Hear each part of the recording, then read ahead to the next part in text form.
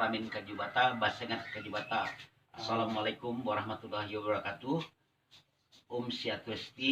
Swastiastu, Budaya, Nama Budaya, Salam Kebajikan. Halom, puji syukur kehadiran Tuhan Yang Maha Kuasa bahwa hari ini kita dapat berkumpul dengan teman-teman kita, bapak-bapak kita yang ada di Desa Sebaju, Pak ya. Desa Sebaju, Kabupaten Megayang, Provinsi Kalimantan Barat. Dan hari ini saya sendiri dari wartawan Surya Pos yang tugasnya se-ASEAN.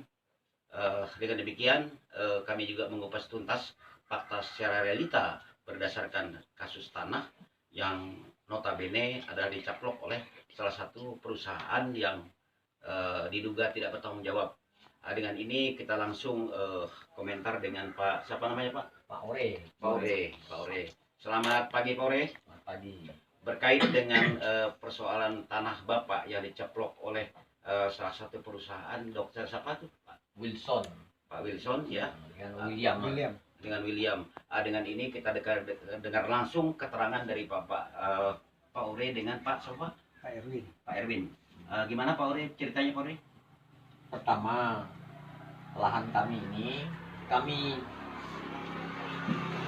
punya ini, menempati lahan ini tanah nenek moyang kita. Nah, terus mereka itu bilangkan tanah dia. Nah, kami mau nyerobot lahan dia. Padahal sebaliknya, mereka lah yang menyerobot lahan kami, mengaku-ngaku lahan kami pada waktu itu. Jadi bulan berapa kemarin tuh? Nih. Bulan 3 tanggal 8 tahun 2023. Bulan 3 tanggal 8 tahun 2023. Mereka datang di sini jam 2 sore. Siang, Pak ya. Jam 2 sore. Jadi begini. Datang Pak Suhendar, utusan dari Dr. Wilson dengan Dr. William. Nah, anak buahnya Pak Apandi, dia bilang nyuruh kami mengusulkan lahan ini. Kami bilang apa maksud tujuan mereka, sedangkan ini tanah kami. Alasannya dia punya surat, katanya. Surat kami katanya bukan kaleng-kaleng. Tembusannya Jakarta, dia bilang. Ya, kami ikut ngedon lah, ngedrop. Nah, karena juga kita kan nggak tahu apa-apa, Pak Yel. Nggak tahu apa masalahnya, apa tanah kami ini tiba-tiba orang bikinkan surat. Jadi pun kami ini kan orang buta, namanya buta huruf, tidak tahu apa-apa. Jadi kebetulan juga saya kemarin itu keadaan sakit. Jadi mereka bilang saya alasan sakit. Padahal Pak Ore itu katanya sehat, betul-betul sehat. Lihat anu saya di kantong itu, obat-obat saya. Coba ambil nih obat-obat itu.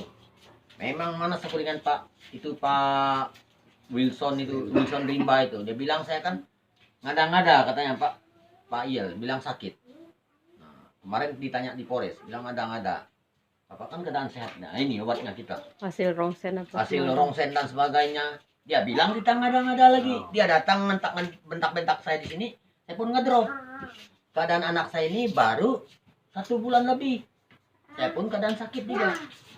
Dia bilang alasan ini buktinya obat-obat kita. 1 toples. Itu Pak Yel.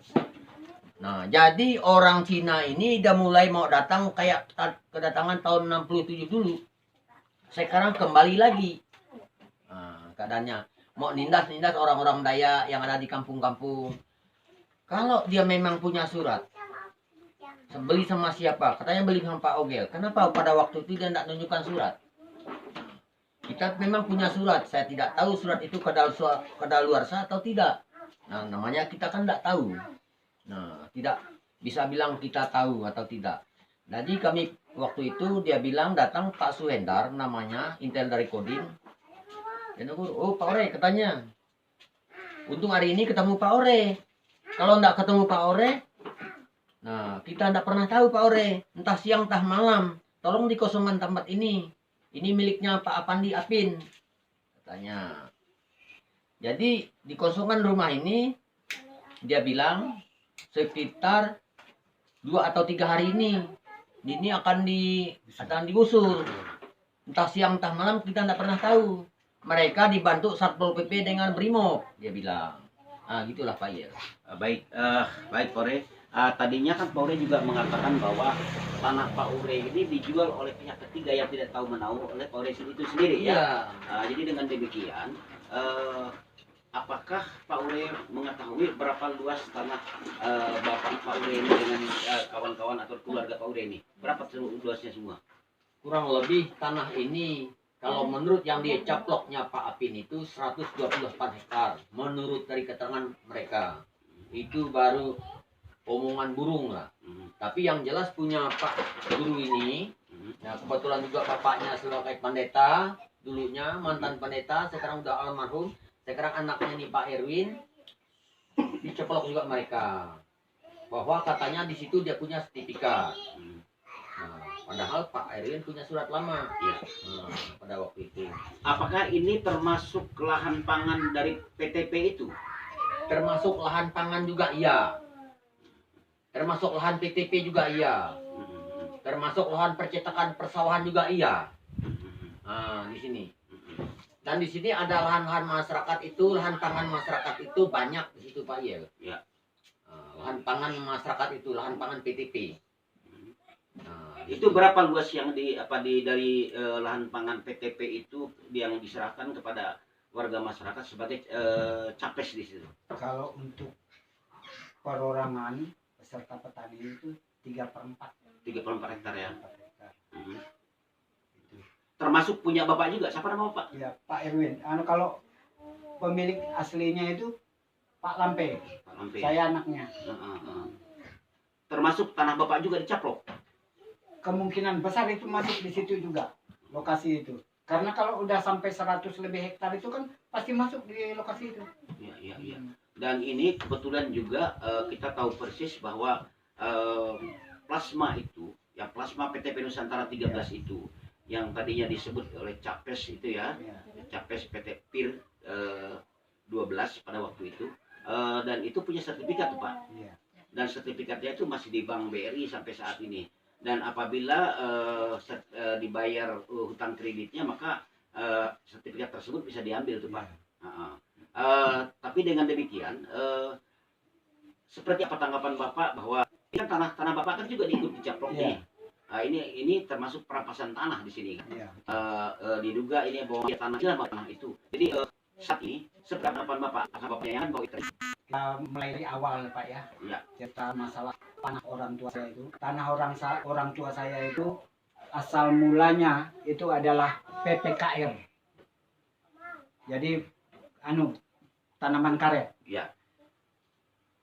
Orang tua saya memiliki 2 hektar, kemudian yang di sebelahnya ini karena dia tidak sanggup, anaknya mau sekolah, diserahkan dengan orang tua saya. Jadi 4 hektar jumlahnya. Nah, waktu pembukaan proyek sapi, tanah orang tua saya yang 4 hektar itu diceplok mereka. Waktu itu masih kepala desa. Nah, waktu zaman masih kepala desa, belum kelurahan. Lalu diselesaikanlah tanah ini, mediasi dengan kepala desa. Diselesaikan dengan bapaknya sendiri yang Pak Apin. Diselesaikan, lalu dikasihlah tanda kapal batasnya itu, batang sawit 1 batang. Ada di tengah lokasi itu. Nah, jadi beres ceritanya itu, beres cerita zaman bapaknya kan. Ya. Sekarang timbul zaman anaknya. Berapapun tahun kemudian timbul zaman anaknya. Itu pun kami tidak tahu kalau tidak kasus Pak Ore. Karena Pak Ore ini mau digusur rumahnya, mau dipindahkan ke tanah orang tua saya itu. Jadi kami kaget, ngapa bisa seperti itu? Itu kan tanah orang tua saya. Ya. Orang tua saya juga dapat, bukan yang merampas. Ya. Orang tua saya membeli. Ya. Wah, itulah jadi kami datang, diajak Pak Ore pas ada kebetulan ketemu di kelurahan. Di kelurahan diajak, tapi karena tidak ada lurahnya, jadi kami hanya dengan pengusaha itu aja. Ngomongnya keras-keras Pak. Ya. Ngomongnya keras-keras, bentak-bentak kita seperti jaksa, seperti polisi dia. Mana surat aslinya, mana segala macamnya. Saya bilang, Pak, ini udah jelas, ini tanah udah diselesaikan dengan orang tua Bapak. Saya bilang, tanah ini sudah beres, tidak ada masalah lagi. Tapi setelah Bapak yang usahakan ini timbul lagi masalahnya. Nah, dan sudah disertifikat. Sedangkan pembuatan sertifikat ini tidak bisa sembarangan, Pak, saya bilang. Iya. Harus ada SPT, Ya. harus ada surat penyerahan dari orang yang menjual. Betul. Nah, itu. Dan orang yang menjual harus jelas di mana batas-batasnya, dengan siapa. Itu tidak ada kejelasan. Akhirnya ya itulah saya sangat keberatan. Sangat keberatan sekali karena itu pencaplokan, merampas. Karena mungkin dia merasa punya uang itu bisa dibuatnya apa saja. Nah, jadi dia bisa berbuat sekehendak hati. Nah, jadi memang kami ini merasa orang yang kecil-kecil begini, ya buta hukum juga, Iya. ya memang kami kebingungan juga. Iya. Apalagi saya lihat belum pernah, maklum kita ini ya menghargai orang tua kan, Pak. Betul. Tanah orang tua ini suratnya saya tidak pernah lihat. Waktu ada kejadian itu lalu saya kejar ke adik saya. Ada enggak surat tanah orang tua itu? Oh, ada fotokopinya. Bawa sini. Saya enggak pernah baca itu. Datang saya baca, saya suruh datang saya bawa ke kelurahan itu dia yang baca. Nah, itulah segala minta kwitansi segala macam dia yang hebat-hebatnya.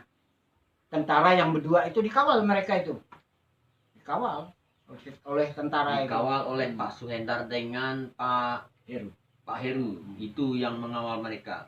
Nah, jadi di situ kita mau juga tuntut oknum tentara dengan Intel Kodim ini. Kenapa dia mengayomi orang yang berduit?